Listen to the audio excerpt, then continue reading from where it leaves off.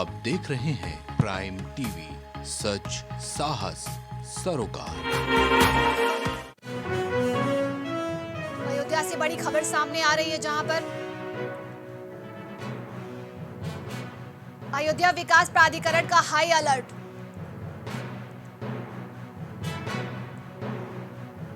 होटलों में आग से बचाव की परखी हकीकत। कई होटलों में दिखी कमियां।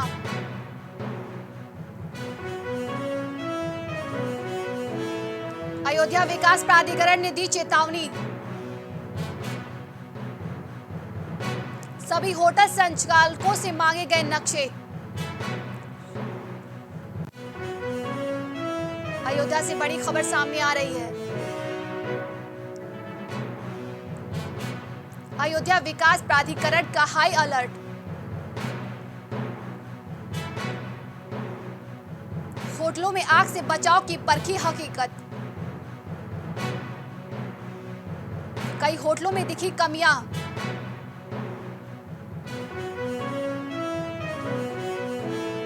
अयोध्या विकास प्राधिकरण ने दी चेतावनी। सभी होटल संचालकों से मांगे गए नक्शे। लखीमपुर खीरी में तीनकुया कांड का मामला। हिंसा मामले में आरोपी आशीष मिश्रा को नहीं राहत। सुप्रीम कोर्ट ने यूपी सरकार को नोटिस किया जारी। आशीष मिश्रा की जमानत पर कोर्ट ने जारी किया नोटिस। मामले में 26 सितंबर को होगी अगली सुनवाई। लखीमपुर खीरी में तिकुनिया कांड का मामला। हिंसा मामले में आरोपी आशीष मिश्रा को नहीं राहत। सुप्रीम कोर्ट ने यूपी सरकार को नोटिस किया जारी। आशीष मिश्रा की जमानत पर कोर्ट ने जारी किया नोटिस। मामले में 26 सितंबर को होगी अगली सुनवाई।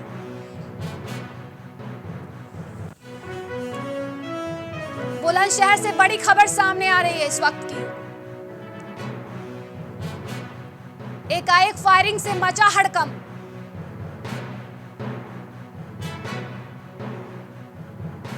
फायरिंग में महिला को लगी गोली। महिला को अस्पताल में कराया गया भर्ती।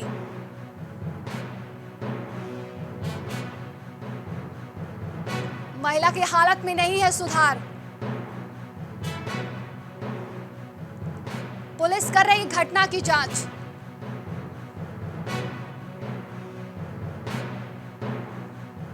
कोतवाली क्षेत्र के डीएम रोड की है घटना।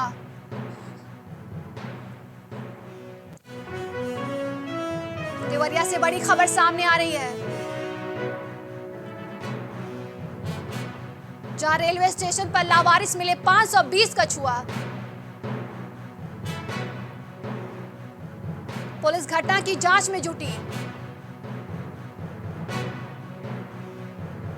वन विभाग को सौंपे सभी कछुए।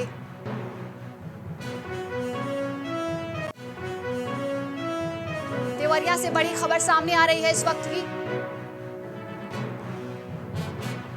रेलवे स्टेशन पर लावारिस मिले 520 कछुआ। कानपुर से बड़ी खबर। 10 सितंबर से ग्रीन पार्क में आयोजित रोड सेफ्टी मैच। कुल 8 टीमें लगेगी मैच में हिस्सा। श्रीलंका टीम पहुंची रॉयल क्लिफ होटल।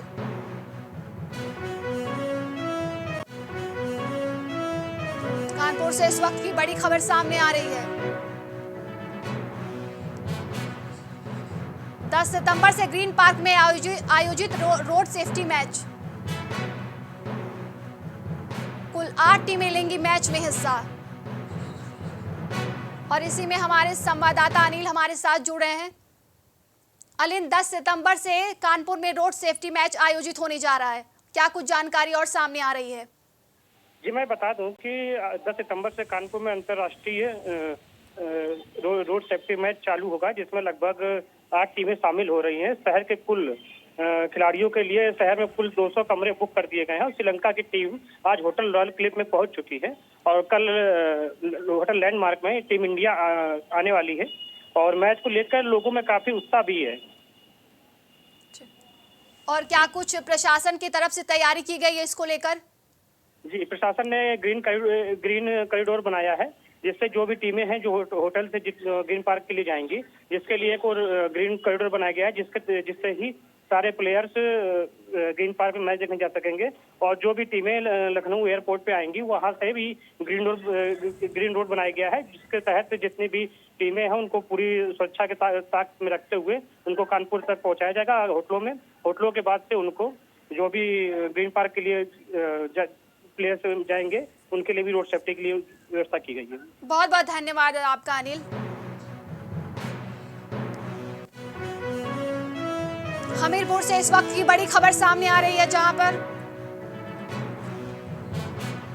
जिले भर में चलाया गया चेकिंग अभियान।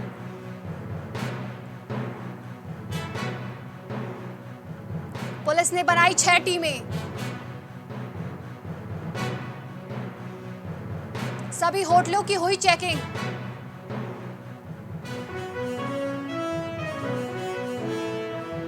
फायर सेफ्टी समेत कई उपकरणों को किया गया चेक। सभी होटल संचालकों को दिए गए निर्देश।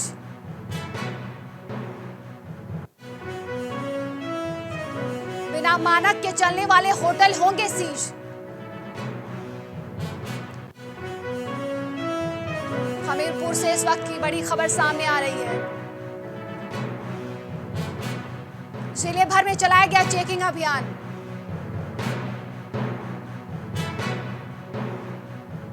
पुलिस ने बनाई 6 टीमें, सभी होटलों की हुई चेकिंग। उत्तर प्रदेश शासन और पुलिस मुख्यालय के द्वारा दिए गए दिशा निर्देशों के क्रम में आज जनपद हमीरपुर में जो भी होटल या लॉज या गेस्ट हाउस हैं उनकी चेकिंग का अभियान चलाया जा रहा है, जिसमें थाने स्तर से और फायर डिपार्टमेंट की तरफ से संयुक्त रूप से चेकिंग की जा रही है। इसी क्रम में मैंने भी यहाँ पर 2-3 होटल की चेकिंग की है और यहाँ पर जो कमियाँ पाई गई हैं, फायर सेफ्टी इक्विपमेंट कुछ जगह पर सही अवस्था में नहीं पाए गए हैं और साउंड अलार्म, फायर अलार्म भी नहीं पाए गए हैं, तो इन सभी को नोटिस दिया जा रहा है और इनको कुछ दिनों का टाइम दिया जा रहा है, जिसके पश्चात इनको पुनः चेक किया जाएगा और यदि इन्होंने नॉर्म पूरे नहीं किए होंगे तो इनको सील किया जाएगा। प्रयागराज में बारिश की वजह से गिरी जर्जर इमारत। प्रयागराज से इस वक्त की बड़ी खबर सामने आ रही है। मलबे में दबकर 2 लोगों की हुई मौत।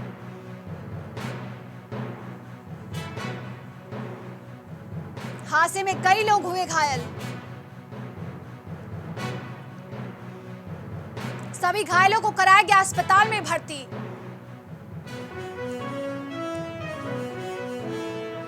मौके पर राहत बचाव कार्य जारी। भारी पुलिस फोर्स मौके पर तैनात।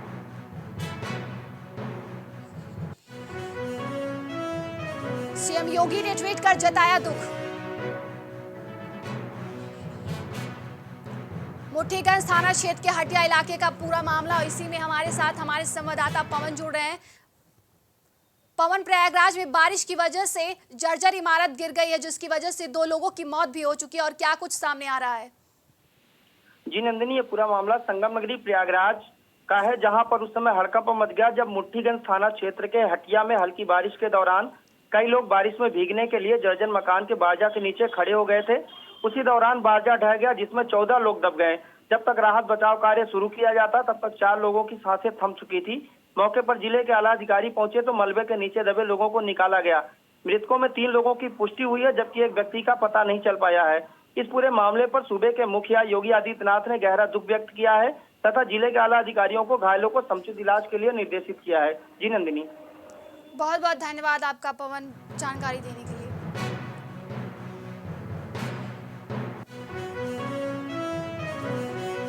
लखनऊ से इस वक्त की बड़ी खबर सामने आ रही है, जहां होटल लेवाना अग्निकांड मामले से जुड़ी खबर सामने आ रही है, जहां पर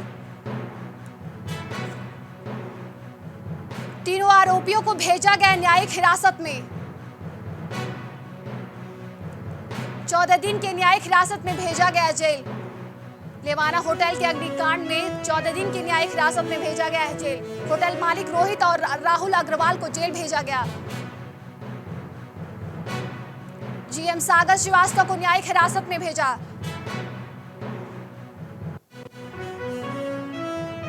लखनऊ से इस वक्त की बड़ी खबर सामने आ रही है। होटल लेवाना अग्निकांड मामले से जुड़ी खबर सामने आ रही है, जहां 14 दिन की न्यायिक हिरासत में आरोपियों को जेल भेजा गया। तीनों आरोपियों को भेजा गया न्यायिक हिरासत में। 14 दिन की न्यायिक हिरासत में भेजा गया जेल। और इसी में हमारे संवाददाता विभांशु हमारे साथ जुड़ रहे हैं। विभांशु, होटल मालिक रोहित और राहुल अग्रवाल को 14 दिन की न्यायिक हिरासत में जेल भेज दिया गया है लेवाना होटल कांड को लेकर। जी नंदिनी, आपको बता दें कि जहां कल प्रदेश भर के जो दिल को दहला देने वाली अग्निकांड की घटना लेवाना होटल में घटी थी, उसमें शासन और प्रशासन अपना पूरे कड़ा रुख अपनाते हुए और तमाम जो अफसर हैं वो अफरा तफरी का माहौल बना के लगातार कार्रवाइयों का दौर शुरू करते हैं। उसी क्रम में आपको बताएं कि आज लेवाना होटल समूह के जो मालिक हैं और साथ ही साथ जो जनरल मैनेजर सागर श्रीवास्तव है, इनको आज कोर्ट के समक्ष पेश किया गया था और कोर्ट रूम में पूरी सुनवाई हुई है, जिसमें तीनों आरोपियों को जेल भेज दिया गया है। वहीं आपको बताएं कि 14 दिनों की न्यायिक हिरासत में इन्हें जेल भेजा गया है और कोर्ट ने अपना फैसला सुनाते हुए अब इस कार्रवाई किया है। साथ ही आपको बताएं कि न्यायिक हिरासत में इन तीनों आरोपियों से पूछताछ की जाएगी और इस मामले में जहां एक तरफ 14 दिन की कोर्ट की तरफ से फैसला सुनाते हुए न्यायिक हिरासत में रखा गया है, तो उसी क्रम में उनसे तमाम दस्तावेजों के खिलाफ भी जो उनके मिले हैं, जिसमें उनके नक्शा न पास होने की बात सामने आई है, साथ ही साथ अग्निशमन और जो भी नॉर्म्स होते हैं वो पूरे नहीं दिखे हैं। इसको लेकर कहीं ना कहीं अब आगे की पूछताछ होगी, जिसके बाद 14 दिनों के बाद रिपोर्ट प्रशासन उन्हें कोर्ट को सौंपेगा। वहीं आपको बताएं कि हजरतगंज पुलिस ने इन तीनों आरोपियों को हिरासत में लिया है और गोसाईगंज जेल में इन तीनों आरोपियों को सुपुर्द किया गया है। 14 दिन तक उन्हें पुलिस जाकर वहां पूछताछ करेगी और साथ ही आपको बताएं कि जो होटल के कैमरे हैं उसको देखकर उस आधार पर जो वहां लोग रुके थे उनको सामानों को अब उनके परिजनों को सुपुर्द किया जा रहा है और जो घायल थे, जो अफरा तफरी में उनके सामान छूटे थे, उसको भी वापस लौटाने की प्रक्रिया शुरू कर दी गई है। जी विभांशु, लेवाना होटल कांड के बाद हर जिले में अब चेकिंग अभियान चल रहा है, तो क्या लखनऊ और भी होटल में चेकिंग चलेगी?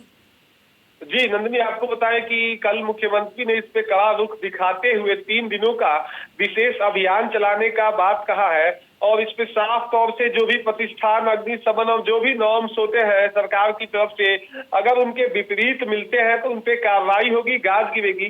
साथ ही आपने देखा कि लखनऊ के ग्रेविटी कोचिंग जो कि मानकों के राह पे गलत चल रही थी, साथ ही वहां आज आग लगने की सूचना मिली तो वहां दमकल की गाड़ी गली में नहीं घुस पा रही थी, जिसके ठीक बाद जो आला अफसर है वहां पहुंचते हैं और होटल को पूरी तरह से, माफ करिएगा, कोचिंग को पूरी तरह से सील करके अब उस पर भी कार्रवाई की है और आने वाले 3 दिनों में, आज कल और परसों, इन 3 दिनों में पूरे प्रदेश के 75 जिलों में तमाम हॉस्पिटल, होटल और प्रतिष्ठानों के अंदर में जो नियमावली है उसके आधार पर अगर वो काम नहीं कर रहे हैं तो उनके कार्रवाई की जाएगी। साथ ही अब इससे कहीं ना कहीं जो अन्य व्यापारी हैं, जो अन्य अस्पतालों के संचालक हैं, हॉस्पिटलों के और साथ साथ स्कूलों के संचालक हैं, वो भी अलर्ट हो चुके हैं और आगे की जो मुख्यमंत्री के निर्देश है उसको देखते हुए वो अपने नॉर्म्स को पूरा कर रहा है। जी विभांशु, क्या प्रशासन को ऐसी घटनाएं का इंतजार करना चाहिए, इसके बाद चेकिंग चलाएं,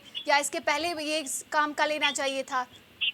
जी बिल्कुल, आपने सही कहा कि इसको लेकर कहीं ना कहीं जब कल देर शाम लखनऊ के JCP law and order joint commissioner law and order की पीसी में उन्होंने साफ तौर पे फटकार लगाया अग्निशमन विभाग को कि आखिर किस तरह से वो आंखें बंद करके काम कर रहे थे कि जब आदेश है किसी होटलों में लोहे के ग्रिल नहीं लगेंगे, साथ ही वेंटिलेशन की प्रॉपर व्यवस्थाएं रहेंगी, सुचारू ढंग से उसमें वेंटिलेशन होगा।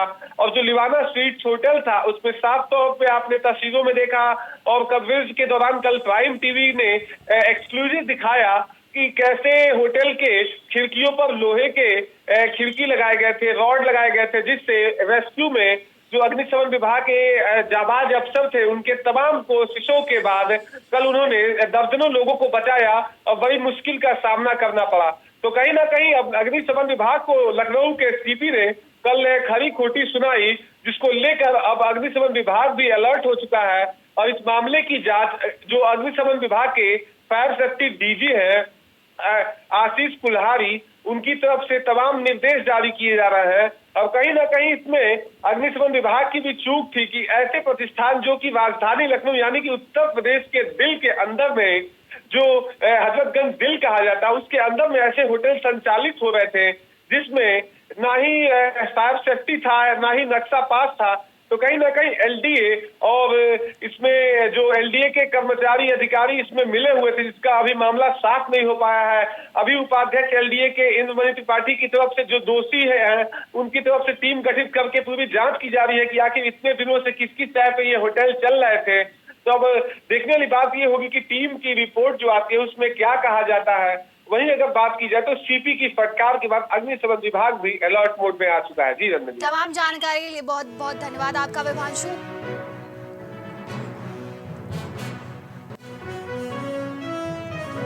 लखनऊ से इस वक्त की बड़ी खबर सामने आ रही है, जहां पर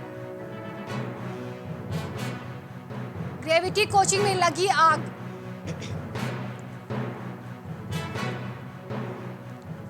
फायर ब्रिगेड की टीम पहुंची घटनास्थल पर। पुलिस कर रही है घटना की जांच।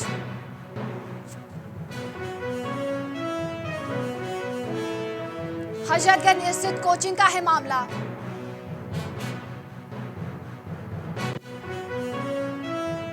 लखनऊ से इस वक्त की बड़ी खबर। ग्रेविटी कोचिंग में लगी आग।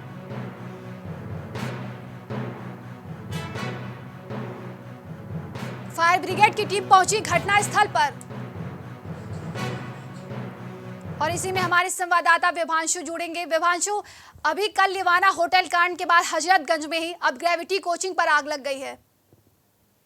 जी नंदनी, आपको बता दें कि जहां कल पूरे प्रदेश का निगाह लखनऊ के अग्निकांड पर था और लिवाना होटल धू धू कर जला, वहीं आज लखनऊ के ग्रेविटी कोचिंग में एक बार फिर आग लगने की सूचना मिली, जहां एक बार अग्निशमन विभाग पहुंचता है, उसके फायर फाइटर जाबाजों के द्वारा पूरे आग पर कंट्रोल पाया जाता है। वहीं जानकारी के मुताबिक आपको बताएं कि जो वहां के इलेक्ट्रिक बोर्ड थे और साथ ही साथ वहां उसमें आग लगी, जिसके बाद आग धीरे धीरे फैलती गई। उसके ठीक बाद आग को बुझाया गया। फिर एक बार आपको बताएं कि लगभग 3 बजे के करीब एक बार फिर आग लगी, तो वापस फायर ब्रिगेड की टीम लौटी और स्थानीय लोगों की सूचना पर फिर वहां अग्निशमन विभाग पहुंचा और फायर फाइटर फिर से आग को बुझाए। और वही अभी जानकारी के मुताबिक अगर बात की जाए तो होटल को पूरी तरह से सील कर दिया है। माफ करिएगा, कोचिंग को पूरी तरह से सील कर दिया गया है और कोचिंग के प्रबंधक को भी कार्रवाई करने की बात कही गई है, क्योंकि ये जो फायर फाइटर थे उनको रेस्क्यू में काफी दिक्कतों का सामना करना पड़ा, क्योंकि ये कोचिंग एक गली से संचालित हो रही थी। इससे साफ तौर से दमकल की गाड़ी वहां नहीं पहुंच पा रही थी। तो वहां फायर ब्रिगेड की तरफ से तमाम बंदोबस्त के बाद आग बुझाया गया।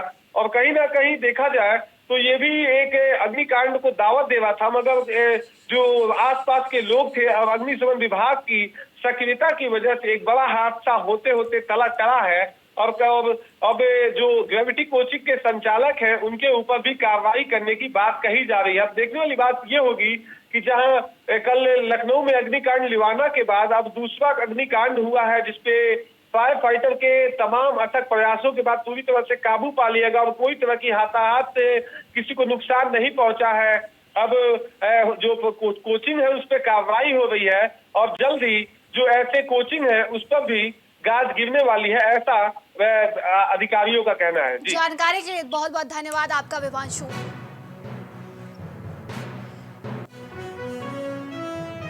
लखनऊ से इस वक्त की बड़ी खबर सामने आ रही है। कैबिनेट मंत्री संजय निषाद ने की मुलाकात। लोक भवन में सीएम योगी से मिले संजय निषाद। मछुआरा आरक्षण को लेकर सीएम से की वार्ता।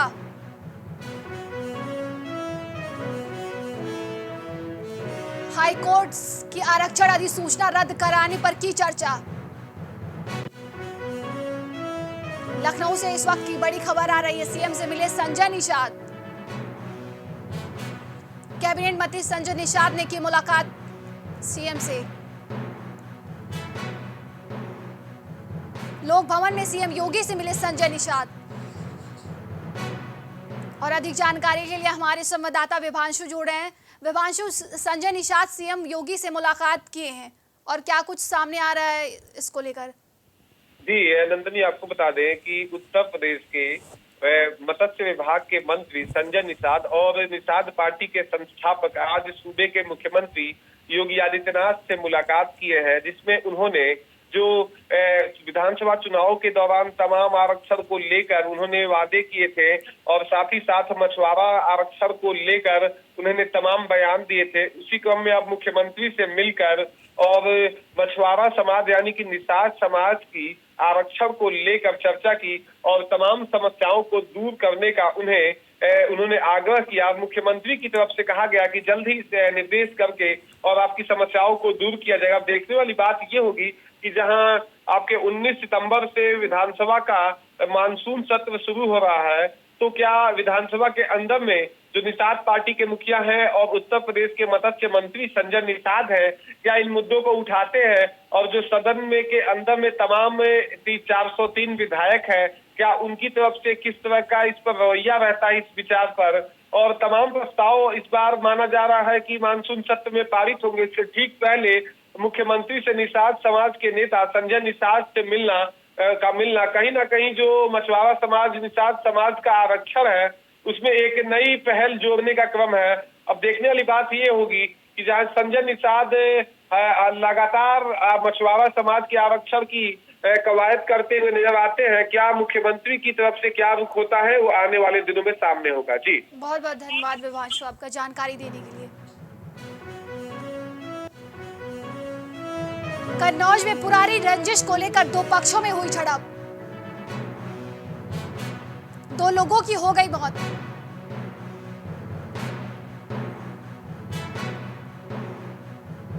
पांच आरोपियों को पुलिस ने किया गिरफ्तार। 2 महीने पहले हुई थी कहासुनी।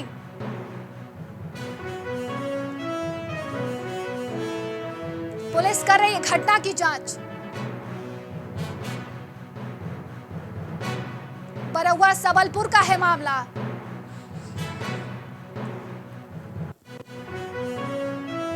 कन्नौज में पुरानी रंजिश को लेकर 2 पक्षों में हुई झड़प है और इसी में हमारे साथ हमारे संवाददाता राम ऋषि जुड़ रहे हैं।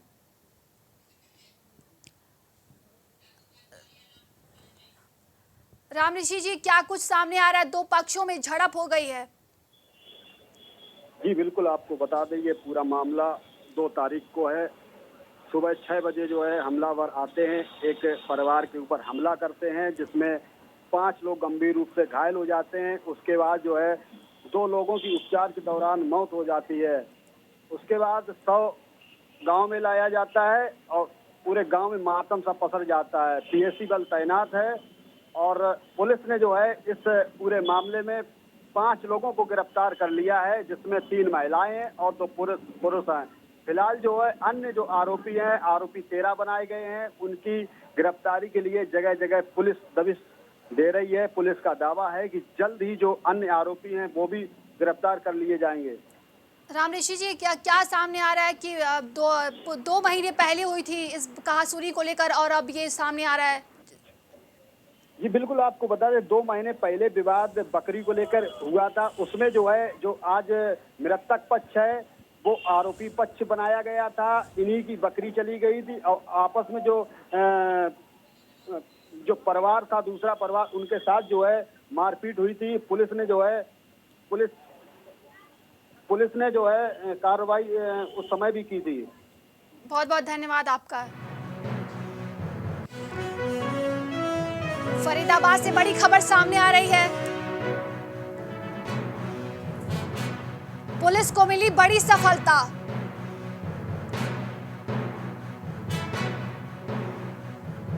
दो मकानों की पुलिस ने की छापेमारी।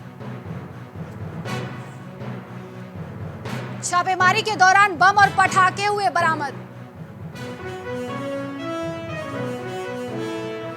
गुप्त सूचना के आधार पर हुई छापेमारी। लाखों के बम पटाखे हुए बरामद।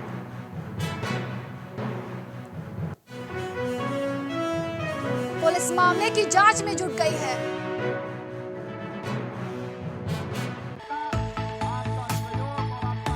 कुछ भाव पुष्प।